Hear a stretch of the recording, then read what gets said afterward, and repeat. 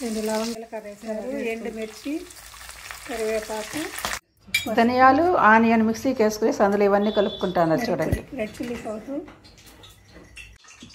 ఆ కారము ముక్కలు పట్టించుకోవాలట. ఇట్లా అవి పట్టించుకోవద్దండి. ఉప్పు పసుపు కారం చేపలకు మసాలా పెట్టాం కదా, అవి ఇందులో వేసుకోవాలి.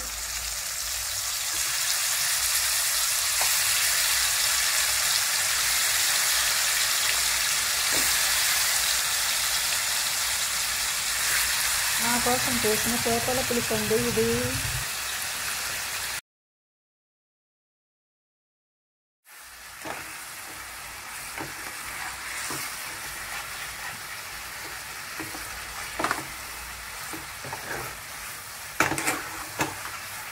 వేసిన వెంటనే ఇలా మెల్లగా తిప్పి పెట్టి కాల్చుకోవాలట.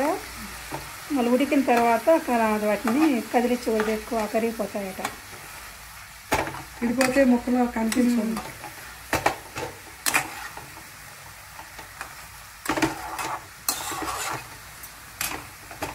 పచ్చిమిర్చి, గ్రీన్ చిల్లీ వేసుకోవాలి. మీ కూరలే బాగుండే, మా కూరల కంటే. అవును, నిజంగానే.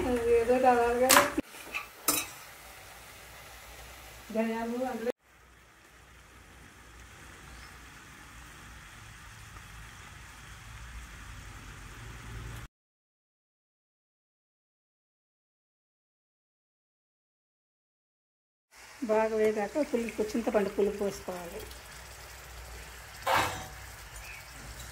చింతపండు పులుపు కొంచెం గట్టిగా కలిపి ఉంచుకోవాలట, నీళ్ళు లేకుండా. ఇలా చేస్తే ముక్క చెడకుండా కదలకుండా వస్తుందంట, అట్లే గట్టిగా. ఇదిగో చూడండి ముక్క. మళ్ళీ చూడండి. అంతే అండి, చేపల పులుసు రెడీ. గోదావరి వాళ్ళ చేపల పులుసు అండి. చాలా బాగుంటుందంట, టేస్టీగా తయారు చేసుకోండి మీరు కూడా. నోరూరించే చేపల పులుసు. చేపల పులుసు గోదావరి స్టైల్లో చేశారు, గోదావరి వాళ్ళు చేస్తాండి అట్లా. చూడండి వీడియో పూర్తిగా ఎలా ఉంది కామెంట్లో పెట్టండి.